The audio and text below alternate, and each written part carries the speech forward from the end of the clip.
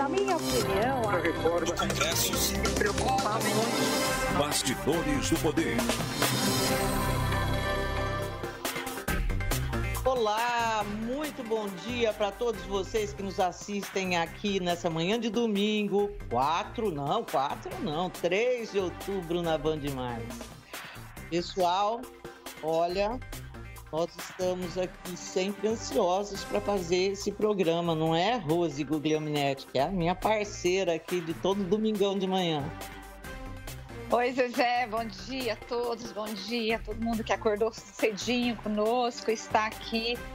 Olha, Zezé, eu vou falar a verdade, que a gente fica ansiosa, mas o sono pega, hein?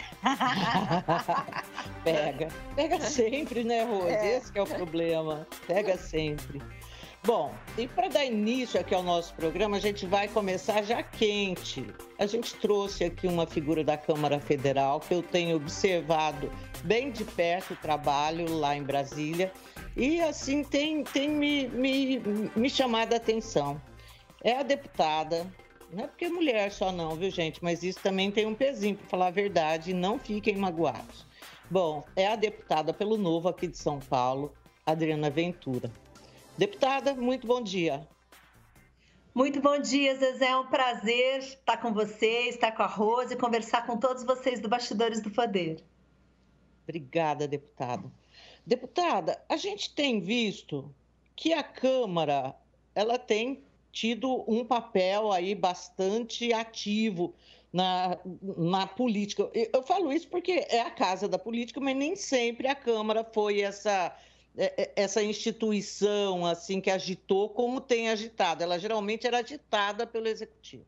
Mas, ultimamente, com Arthur Lira e o Arthur Lira ali muito emanado com o presidente da República, o Jair Bolsonaro, a gente tem visto assim a Câmara indo para cima.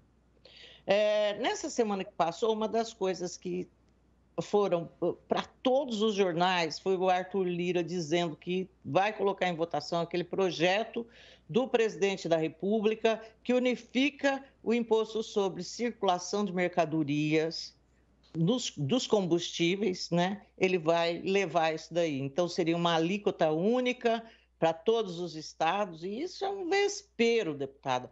Como é que a senhora viu isso daí? E como que a senhora tem visto o Arthur Lira?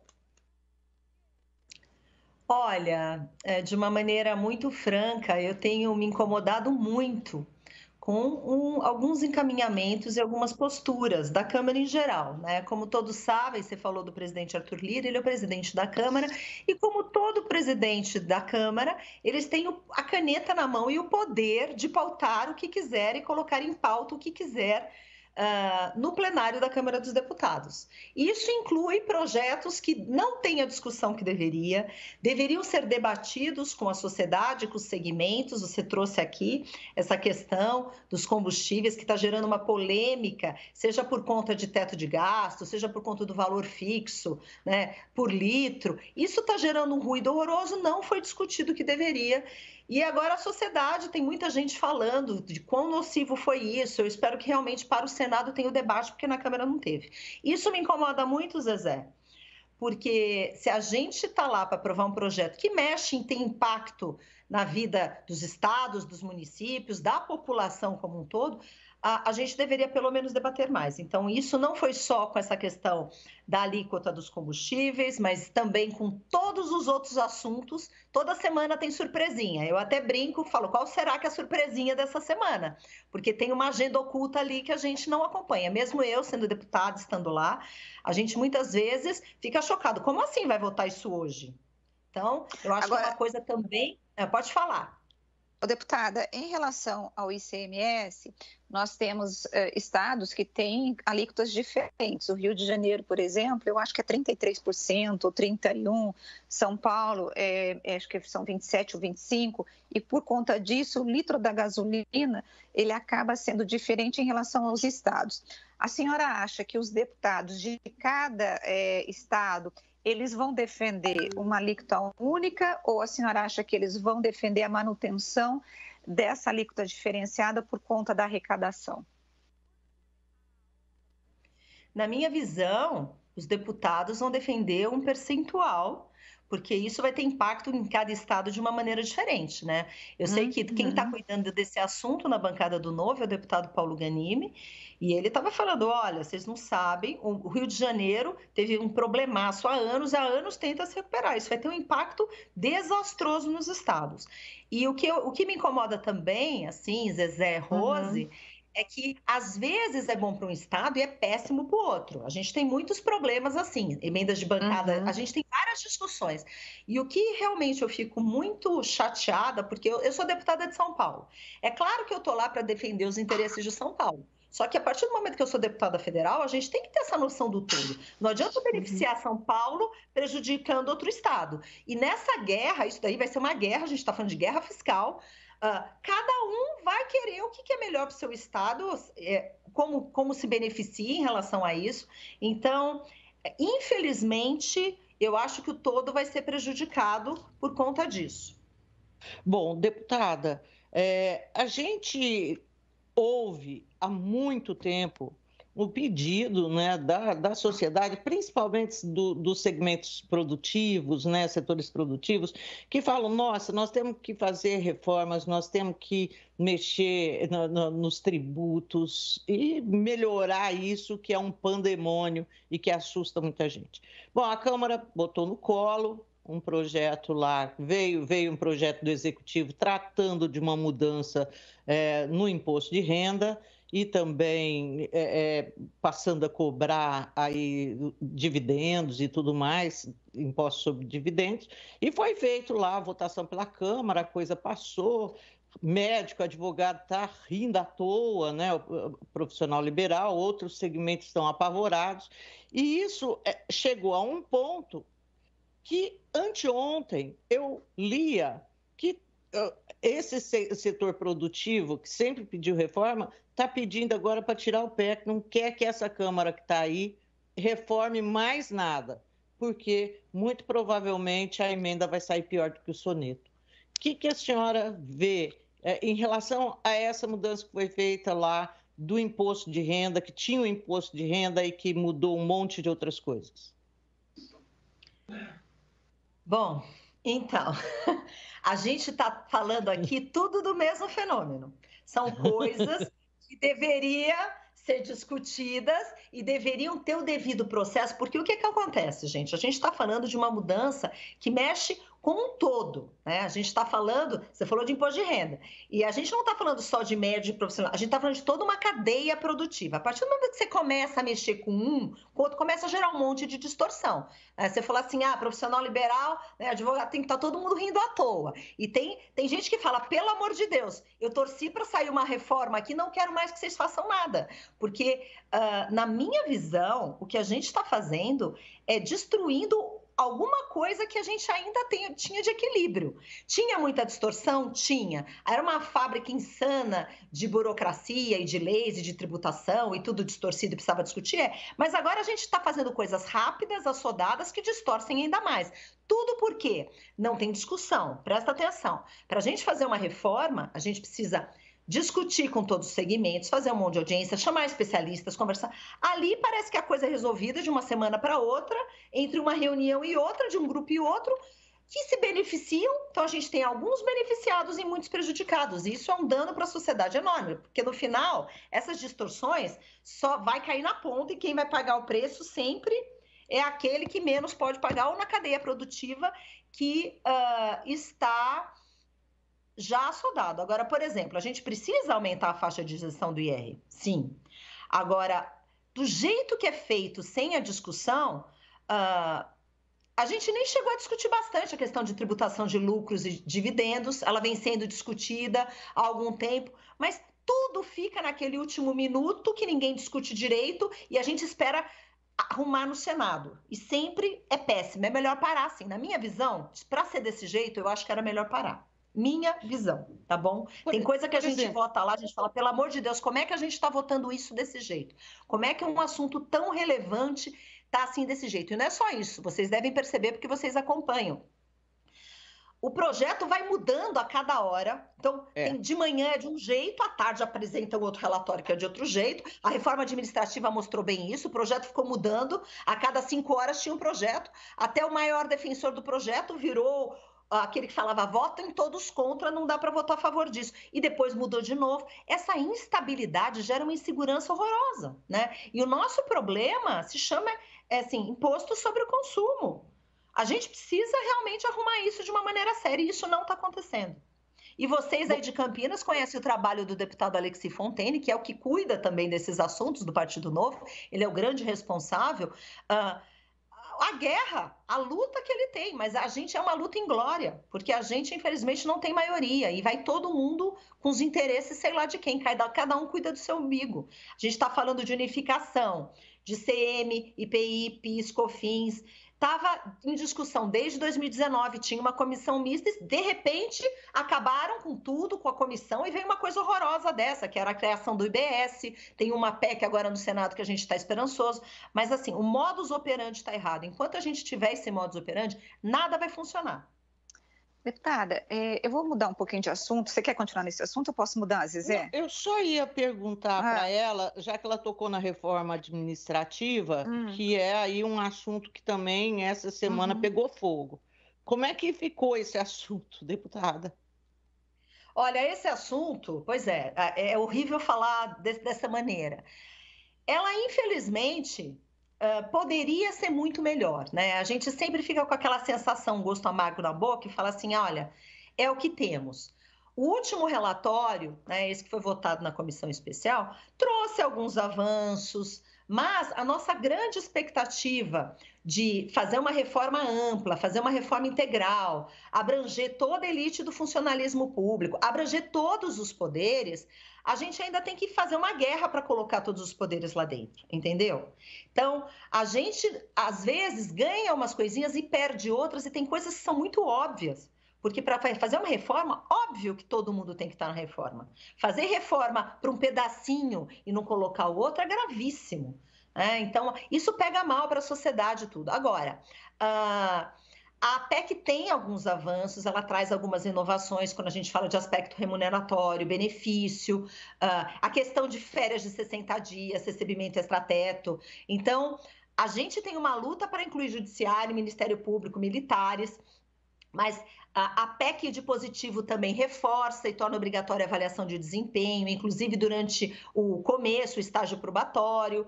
Então, tem avanços, mas o que acontece? A PEC, do jeito que ela está, ainda gera muita discussão. E vocês sabem que as pressões corporativas, os servidores, está muito forte. E ela não foi para plenário. Tem gente que fala que quer discutir mais, que ainda tem que fazer uns ajustes, enfim.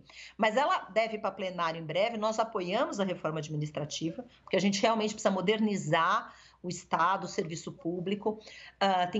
Temos muitos bons servidores, mas a gente tem uma máquina que, infelizmente, traz muita ineficiência em várias áreas. Basta ver saúde e educação do nosso país como é. Deputada, mudando um pouquinho de assunto, indo para as eleições, o Novo, ele surgiu como um partido que iria ofertar aí, ou pelo menos estava oferecendo para o eleitor, uma nova concepção de partido, para não usar aquelas regalias do poder público com políticos mais liberais. E hoje o Novo, ele vive uma crise, eu vou dizer assim, não sei se ideológica ou de identidade, a senhora que vai responder para mim, em relação principalmente a essa questão bolsonarista. O Amoedo, que foi candidato na última eleição, saiu, agora estão dizendo que ele pode voltar. O que está acontecendo com o Novo, deputada? Olha, o Novo, na verdade, para mim, não está tendo crise de valor nenhum. Nossos valores continuam os mesmos. Existe uma crise interna, sim, que é natural com o crescimento do partido. Eu pessoalmente, não vejo isso... porque tivemos desfiliações, o que é natural, porque o que acontece? Era um partido muito pequeno, baseado no fundador, e a gente teve a primeira eleição, a segunda eleição, o partido naturalmente cresceu. Nós estamos vivendo uma crise institucional política como um todo, isso não é privilégio do Novo, isso é privilégio, assim, isso é uma coisa que está acontecendo no Brasil. Mas o que acontece? O Novo, dentro dessa história toda, ela realmente está vendo está vendo que tem tem divergências internas, e eu acho que é muito mais uma questão de como lidar com essas divergências internas em relação ao assunto 1, assunto 2, alguns assuntos específicos, porque tem assuntos que não tem discussão, mas tem alguns assuntos que, por exemplo, a questão de impeachment, por exemplo, a questão de como lidar com uma situação ou outra, que tem algumas divergências. O que acontece é que os diretórios, juntamente com os mandatários, têm que ver a melhor maneira de aceitar essas divergências. Tem pessoas que são mais radicais, tem pessoas que são menos, mas eu acho que tem espaço para todo mundo, né? Eu brinco que tem 30 tons de laranja no Novo, e a questão é como fazer. E o Amoedo, que você tocou, é o fundador do partido, é uma pessoa que a gente respeita muito, que tem que estar próximo, com toda certeza, para fazer esse trajeto, esse caminho. Agora, as opiniões divergentes, quando a gente está numa crise, é que nem casamento. Leva um tempo para você acomodar, para você retomar, para você pensar na melhor maneira de fazer. Mas eu vejo isso com bons olhos, até porque numa crise só fica o que realmente é verdadeiro e bom, né? Deputada, a gente vê o Amoedo se colocando de uma forma extremamente crítica ao presidente Bolsonaro. Nesse sentido, a senhora é mais Amoedo ou mais Van Hatten, por exemplo? Olha assim, só para você entender também uma coisa, Zezé, eu não me coloco nem mais Amoedo e nem mais Van Hatten. Eu tenho muitas críticas em relação ao presidente, muitas críticas de posicionamento. Agora, eu, como sou uma deputada federal e eu trabalho muito, aliás, como toda aquela bancada, eu não estou em palanque, não estou em rede falando. Eu acho que as pessoas que não estão no dia a dia da política, por exemplo, o pessoal critica muito, às vezes, a bancada federal, porque a bancada federal, porque a gente critica muito o que a gente acha errado. Agora, a gente não tem nem tempo, nem energia, até pelas coisas que a gente estava conversando antes aqui, para ficar subindo em palanque e passar o dia em rede social. Então, ser chamado de bolsonarista, porque tem pessoas que falam, como vocês não ficam, né, levantando a bandeira do impeachment, vocês são bolsonaristas. Não, eu não sou bolsonarista. Eu, sinceramente, anseio por uma terceira via, que eu nem chamo de terceira via, eu chamo de primeira via, eu quero deixar isso bem claro. Terceira via, para mim, é o que sobra depois da primeira e da segunda. A gente precisa de uma primeira via que unifique esse país, que pacifique esse país, mas a questão da divergência, ser mais Amoedo, ser mais Van Hatten, o Van Hatten tem uma posição mais firme, né, de ser independente. Ele também não é bolsonarista, deixa eu deixar também isso bem claro. Eu nunca vi o Van Hatten como bolsonarista. A questão é a questão de enfoque, a questão da onde a pessoa fala, né? A gente está lá num dia a dia, num momento muito complicado que a gente tem que lidar com várias questões. E sinceramente, o impeachment tem que acontecer não só com o movimento político, mas com o movimento das ruas. Depende do presidente das duas casas colocar isso em pauta, em discussão. Então, tem um tripé para acontecer aí. Então, não adianta ficar também levantando uma bandeira, na nossa visão, com tanta coisa para fazer. Agora, a hora que isso acontecer, e se isso acontecer, obviamente, nós teremos que votar. Então, ali não tem o que sair. Mas uma coisa eu garanto, a bancada do Novo não é bolsonarista. Tá ok. Deputada, de novo, um prazer grande falar com a senhora. Eu espero que continue aí no mandato atuante, porque, olha, estamos precisando, viu, deputada? Muito obrigada mesmo pela disponibilidade da senhora em falar conosco. Olha, o prazer é todo meu, eu estou sempre à disposição de vocês. Tem muito assunto para caminhar ainda. Essa semana temos pautas quentérrimas. Tem o veto que estão tentando derrubar do fundo eleitoral e vários outros assuntos muito sérios. Então, contem comigo para bater papo, porque eu adoro conversar com vocês. Obrigada. Obrigada mesmo. Tenha um bom dia, bom resto de domingo para a senhora. Bom dia, tchau, tchau. Tchau. Bom, e agora, Rosmaria, nós vamos para um intervalo, coisa rapidinha, e a gente volta em seguida com o prefeito de Campinas, Dário Saad. Darinho está de volta aí depois de passar um sufoco danado aí por causa da Covid. Vamos lá, então? Bastidores do Poder. Bastidores do Poder. E cá estamos nós, de volta com o Bastidores do Poder, que recebe agora o prefeito de Campinas, Dário Saad, depois dele passar um susto na gente, que eu vou te contar. Prefeito, muito bom dia. E como é que o senhor está? Tudo bem? Bom dia, Zezé. Estou melhorando, recuperando a cada dia. Graças a Deus, está evoluindo bem. Prefeito, bom dia. Assim, o senhor, durante esses 9 meses à frente da prefeitura, a tua principal pauta foi a questão da saúde, principalmente em relação ao combate à pandemia. E até então o senhor não tinha sido infectado com o vírus. De repente, o senhor se viu infectado, se viu internado. A tua visão, ela mudou, assim, a tua sensibilidade em relação à doença? Mudou alguma coisa na sua vida depois desse susto de ficar internado, passar uma madrugada na UTI? Qual que é a percepção em relação à doença depois de ter sido infectado? Bom dia, Rose. Olha, a percepção é que realmente é uma doença grave. É uma doença grave. Eu contraí a Covid depois das 2 doses da vacina. Acho que isso ainda me protegeu bastante, mas a percepção que eu tenho é que é uma doença muito grave. É por isso que provocou esse estrago, não só em Campinas, no Brasil, como no mundo todo. Assim, um ponto dessa doença que acaba gerando aí um grande ponto de interrogação é por que com alguns ela é tão avassaladora. Né? O senhor não foi assim, porque muita gente morreu com isso. Mas, quer dizer, o senhor ficou mal por alguns dias. Dá para ter uma ideia do que poderia fazer com que a doença piorasse para alguns, para outros não? Olha, Zezé, tem muitos fatores que as pesquisas têm evidenciado, mas ainda não temos certeza. Um dos fatores é a carga viral, a quantidade de vírus que a pessoa contrai quando ela pega Covid. Se for uma quantidade muito grande, a doença tende a ser uma doença mais grave. Outro fator são fatores de imunidade geral, fatores imunológicos. E também tem várias pesquisas mostrando que são receptores das células da pessoa ao vírus. Tem pessoas que são os receptores mais favoráveis a receber e a multiplicação do vírus dentro da célula. Então, nós ainda não temos essa resposta.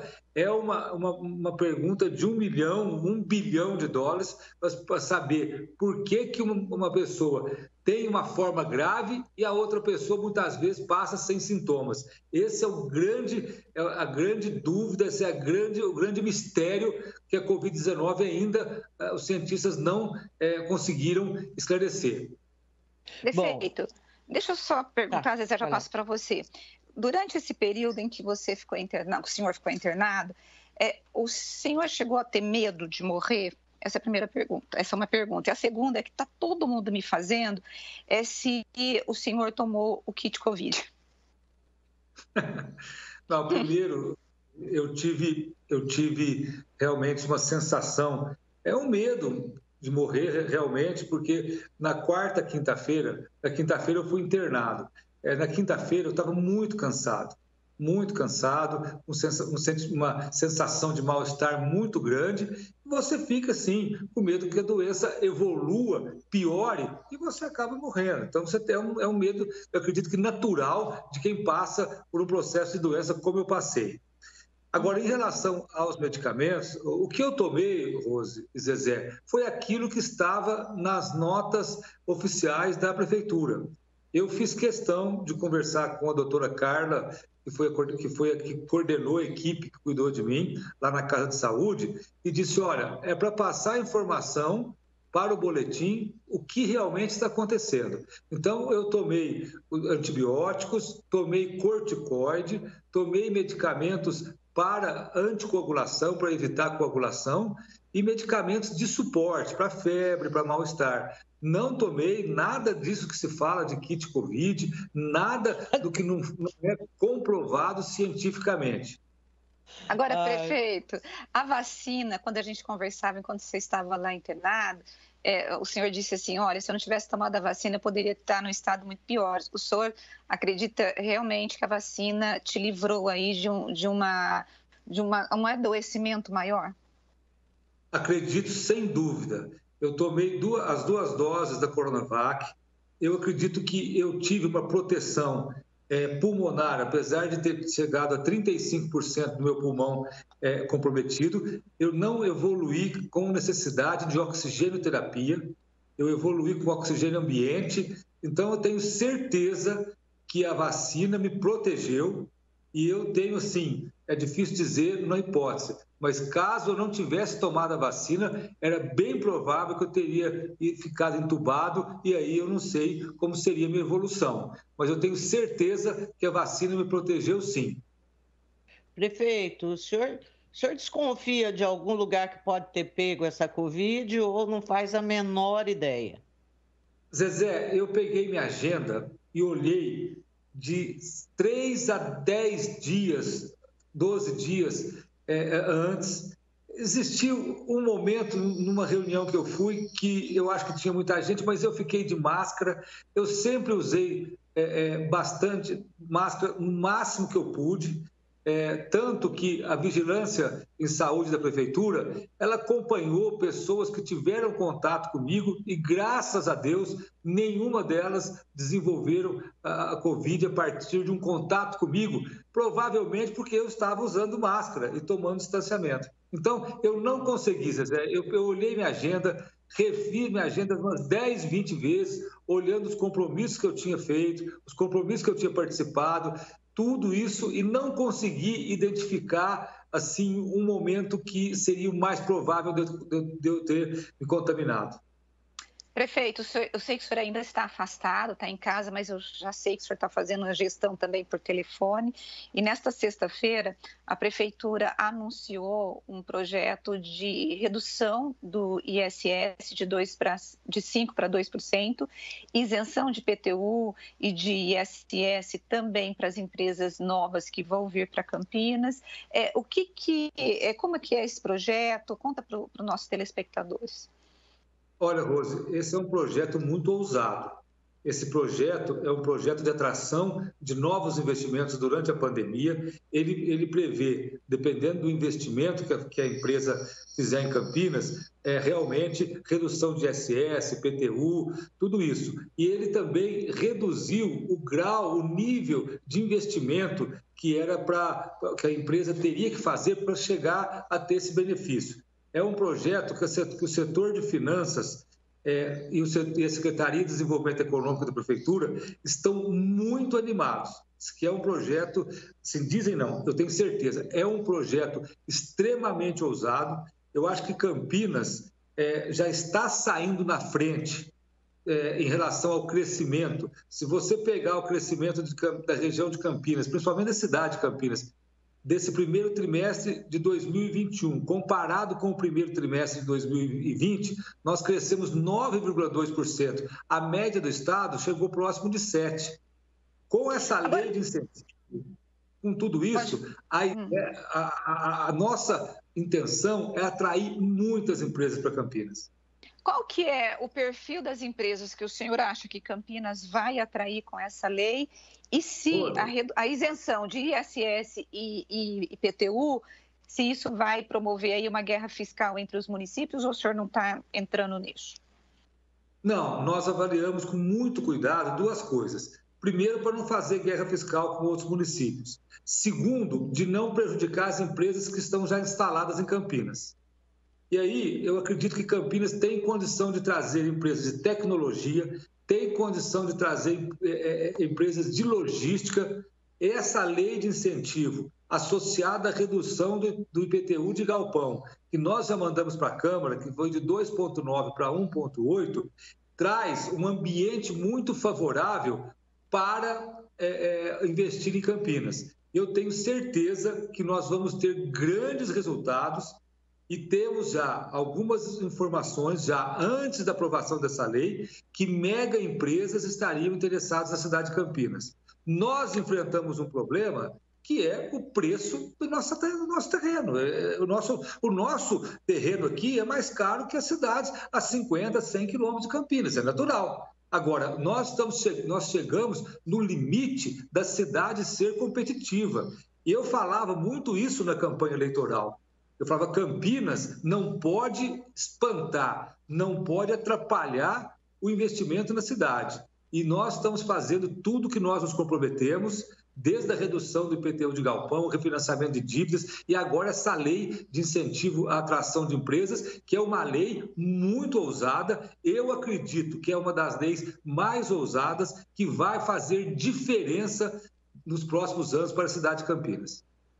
Bom, prefeito, eu ainda não vi essa lei, pretendo ver, assim, mas essa ousadia que o senhor fala, por que isso de projetos que reduzem ISS para determinado segmento produtivo, que reduz IPTU, isso daí é uma arma que os municípios usam muito, todos, e inclusive Campinas já usou em diversas oportunidades. No que isso é tão ousado?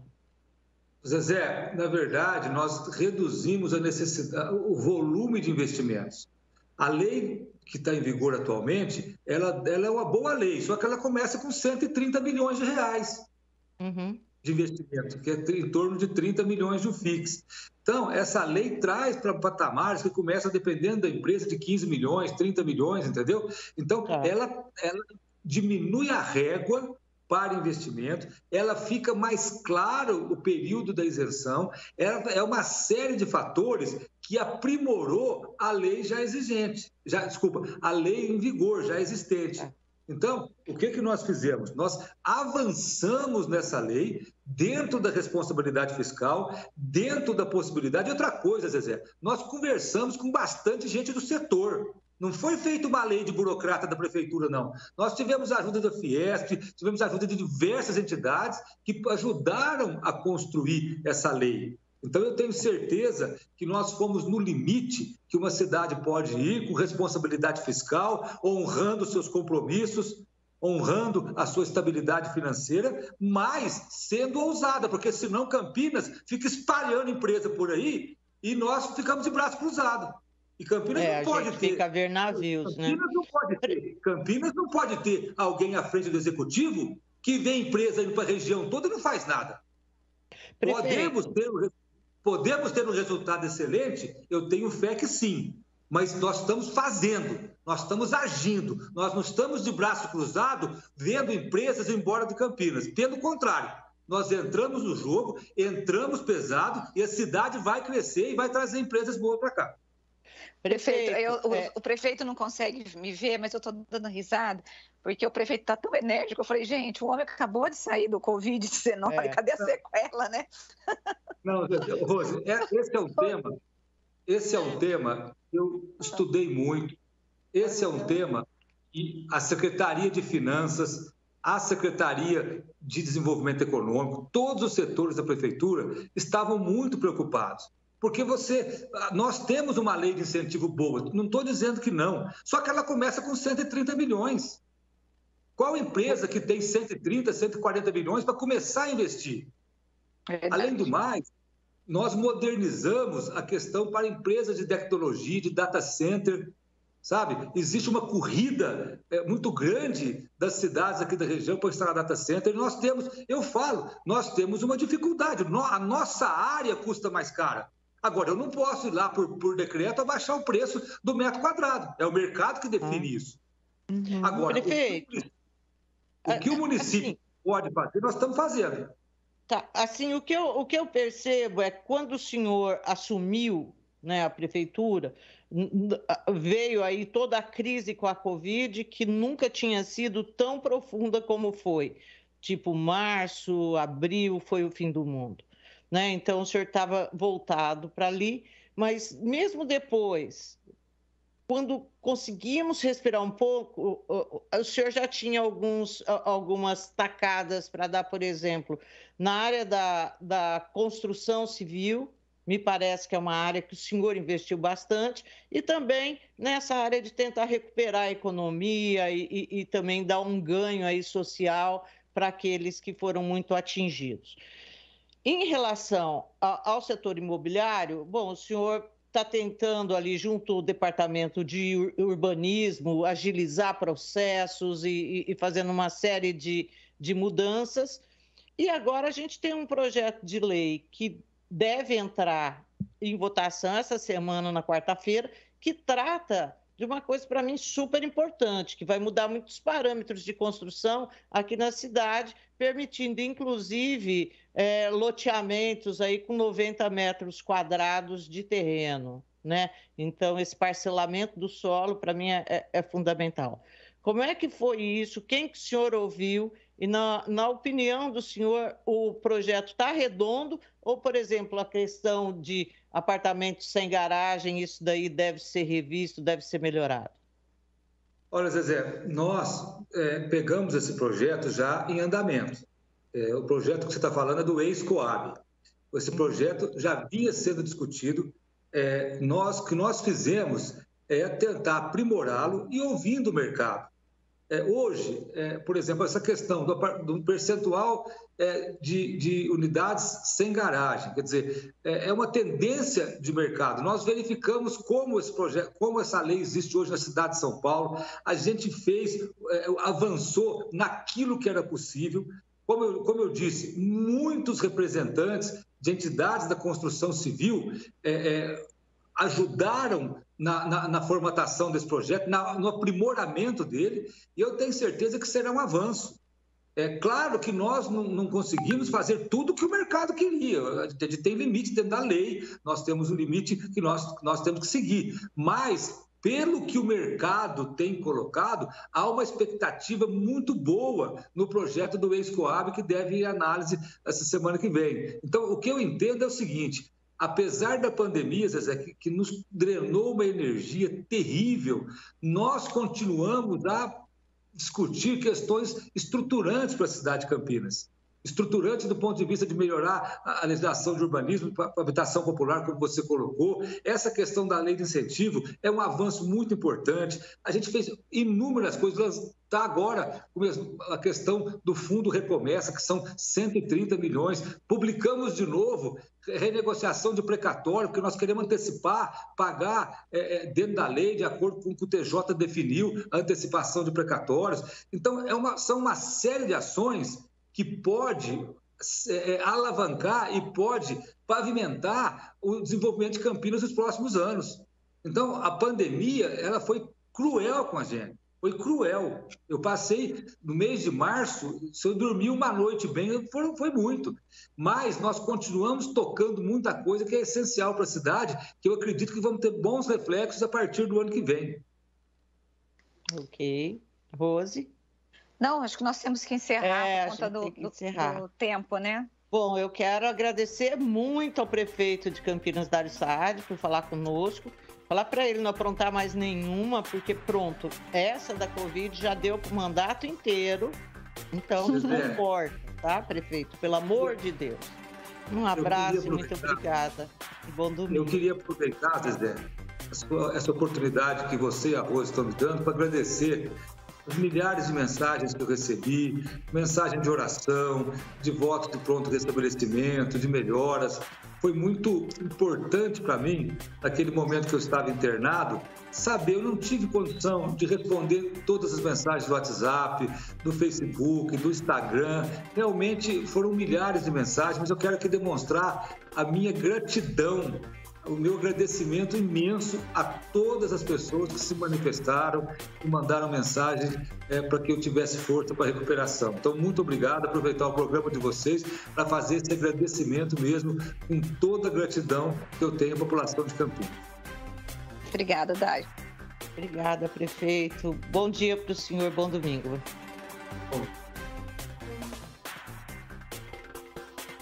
Bom, pessoal, agora a gente vai para um intervalo, coisinha rápida de novo, e voltamos eu e a Rose para falar o que rolou nessa semana. Vamos lá? Bastidores do Poder. Bastidores do Poder.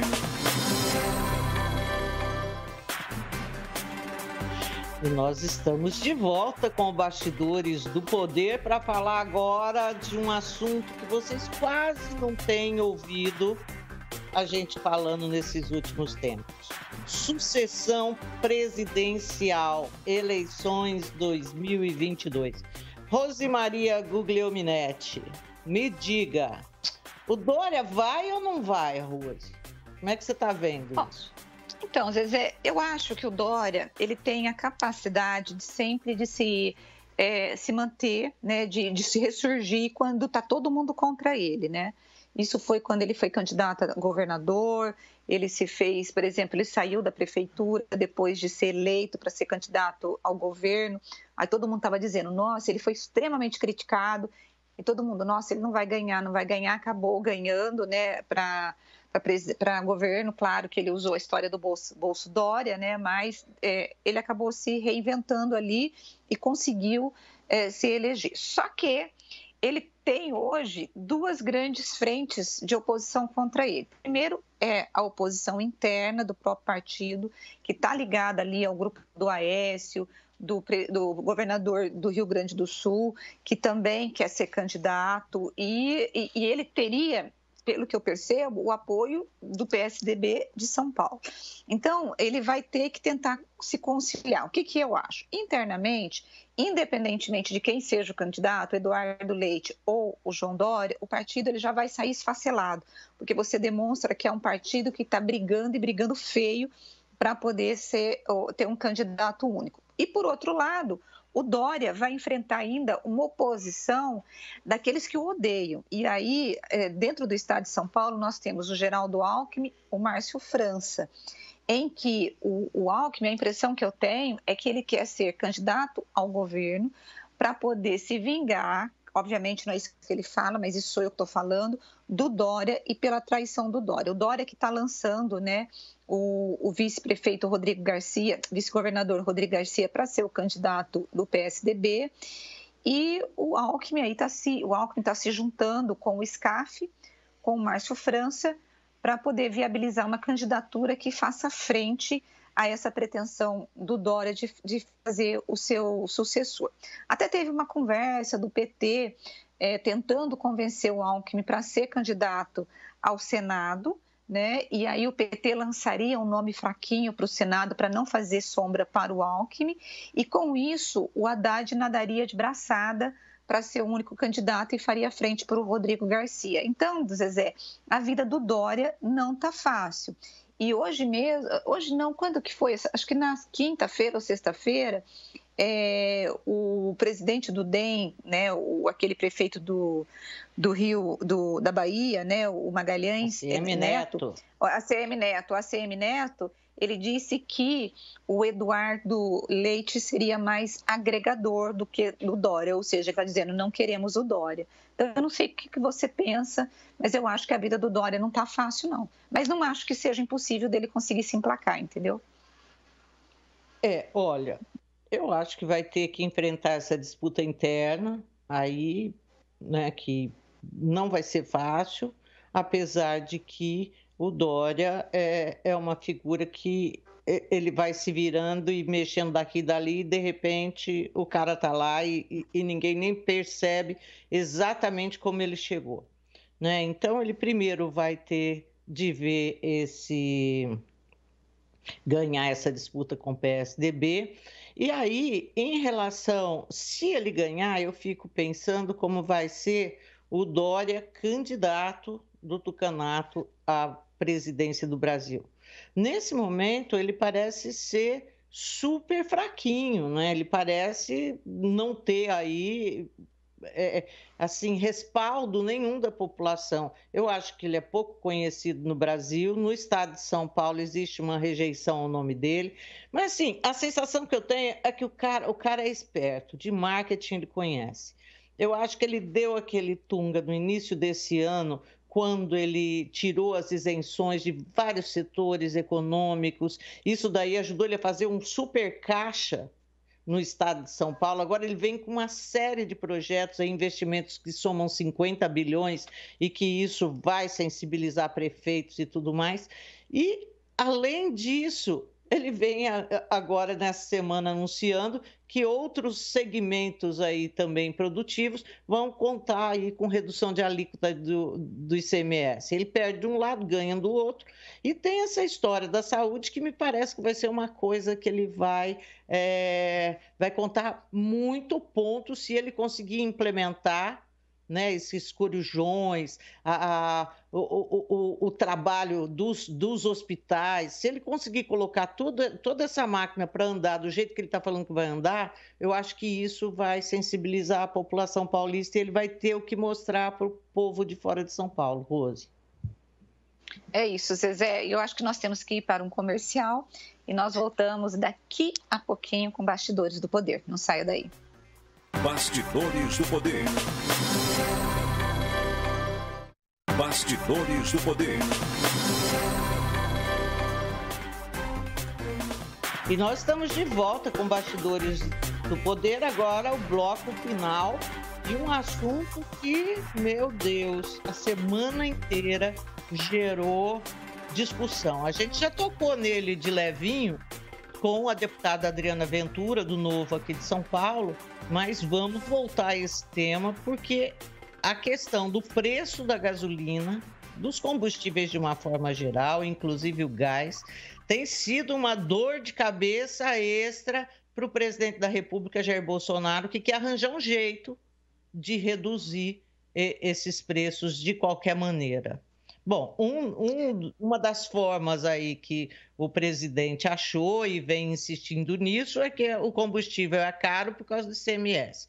O ICMS ele tem, sim, um impacto grande na composição do preço dos combustíveis, mas essa história do combustível também ser dolarizado e o dólar subir cada vez que o presidente fala uma besteira, isso daí tem também um impacto até muito maior do que o ICMS. Bom, Rose, o que você acha que vai acontecer com essa história de ICMS igual para todos os estados? Você acha que os estados vão deixar isso passar, Rose? Eu acho que não, Zezé. Eu acho que não, porque os governadores já estão gritando, porque o Bolsonaro, ele colocou, né, parte dessa conta nessa questão do ICMS, insinuando até que tinha aumento de alíquota. Aí os governadores vieram e disseram, não teve aumento de alíquota, o que você tem lá é que cada estado cobra uma alíquota diferente, então em alguns você tem um preço de gasolina maior do que o outro. No entanto, Zezé, então quando for para poder ajustar, vamos supor que você põe uma alíquota única de 25%. Né? O estado que cobra 31% não vai querer perder, Zezé, não vai querer perder receita, então vai ser uma gritaria. Aí o presidente também essa semana estava falando, inclusive, da possibilidade de se criar um fundo para poder custear aí esse aumento de preço, uma forma de subsidiar. Não seria da Petrobras, como no governo Dilma, porque no governo Dilma, quando a gasolina subia, a Petrobras segurava o repasse do reajuste, e só que isso trouxe prejuízos para a empresa, né, que é de todo brasileiro. E agora o novo presidente da Petrobras falou, nós não vamos fazer isso. Mas o presidente está pensando, Zezé, em criar um fundo para ver se consegue segurar esse preço. O fato, Zezé, é que... Na última quinta, o presidente da Petrobras, ele chegou até a anunciar a criação desse fundo de 300 milhões de reais, mas falou que as regras para uso desse fundo ainda estão sendo esquadrinhadas, aí, definidas, que assim que a Petrobras tivesse, ela viria a público, então, esclarecer como que esse fundo seria usado. Eu sei que parece que nos Estados Unidos você tem um modelo parecido de um uso de um fundo para você, não é um controle de preço, mas pelo menos para você não repassar imediatamente, porque lá eles repassam imediatamente nos Estados Unidos o preço. Mas aí com a existência desse fundo, você não tem um valor tão alto, né? Mas o fato, Zezé, é que nós estamos vivendo uma crise, né? Você tem aqui no Brasil essa questão do preço da gasolina, você tem na Europa a questão do carvão, na China, desculpe, a questão do carvão e na Europa a questão do gás e falta até de motorista. Então, a gente vive uma crise imensa que vai repercutir muito na economia. Mas aqui no Brasil, a alta do dólar, ela se dá principalmente, como você falou, por conta da instabilidade política. Toda vez que o presidente fala algo que o mercado percebe ou entende que aquilo pode afetar a economia, o dólar sobe. E isso faz com que a gasolina fique mais cara. Então, talvez, uma das coisas que o presidente deveria fazer é entender que ele é responsável, inclusive, por esse aumento de preço, né? Então, eu não estou falando nenhuma besteira aqui. O dólar, sim, né? Tanto o presidente com as bravatas dele, quanto o nosso Congresso, um Congresso irresponsável que aprova legislações que criam gastos e que deixam o país fiscalmente inconsistente. Qualquer investidor olha e vê isso, fala, tô fora, né? Não vou botar meu dinheiro aí não, que esse país agora mesmo vai começar a dar calote. Gasta muito mais do que ganha há muito tempo, né? E isso vai pesar na conta do Bolsonaro. O preço da gasolina, o aumento dos produtos no mercado, está muito caro fazer comprar produtos hoje. A conta de energia elétrica, Zezé, que está altíssima por conta da crise hídrica. Então, o que nós temos tido notícias são só notícias ruins em relação à economia. Uma inflação, né, crescente, um PIB sendo aí estimado bem menor do que a gente estava querendo. Então, assim, nós estamos em outubro e a gente sempre tem uma esperança quando começa o novo ano. Agora, você imagina, Zezé, um ano eleitoral em que o Bolsonaro ele vai entregar o quê para o eleitor dele? Então, ele vai entregar o quê para o brasileiro? Dentro disso, a manchete do Globo na última sexta-feira é que o governo está pensando em como conseguir incorporar o Vale Gás no Bolsa Família, ou entregar botijão, mas quer dizer, eu não sei de onde que o governo conseguiria tirar dinheiro para bancar isso daí, uma vez que, botijão de gás, em vários lugares, aqui em Campinas, inclusive, o preço já passou de R$100. Isso daí dá praticamente 10% de um salário mínimo. Gente, é muito caro. 10% de um salário mínimo é o fim da picada. Para quem ganha salário mínimo, vai cozinhar com lenha mesmo. Aí o governo está vendo isso daí, mas são 14, quase 15 milhões de famílias. Então, não sei como que o governo vai fazer. Bom, Rose, nós temos de ir embora, porque já estourou o nosso tempo e o Dantas está aqui falando no meu ouvido. Um beijo para você, bom domingo, bom churrasco, Rose. Bom domingo, pessoal. Aqui em casa vai ter omelete, que é mais barato. Beijo para vocês. Tchau, tchau. Um beijo, pessoal. Até domingo que vem, tá? Bom resto de domingo para todos.